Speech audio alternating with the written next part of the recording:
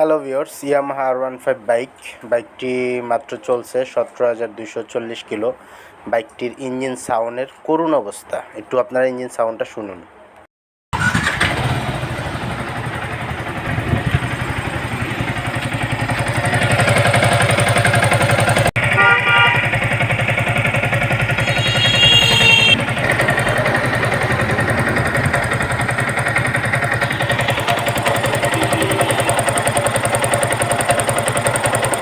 তো ভিউয়ার্স, আপনারা ইঞ্জিন সাউন্ডটা শুনলেন। আমরা বাইকটার হেড সিলিন্ডার খুলে নিয়েছি। খোলার পরে যেটা দেখলাম, এই যে আপনারা খেয়াল করুন, পিস্টনটা অনেক গসতেছে, যার কারণে এই শব্দটা হচ্ছে।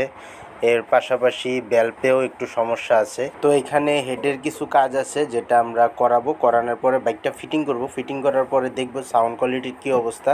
আপনারাও ভিডিওটা দেখবেন নেক্সট ভিডিওতে। সবাই ভালো থাকবেন।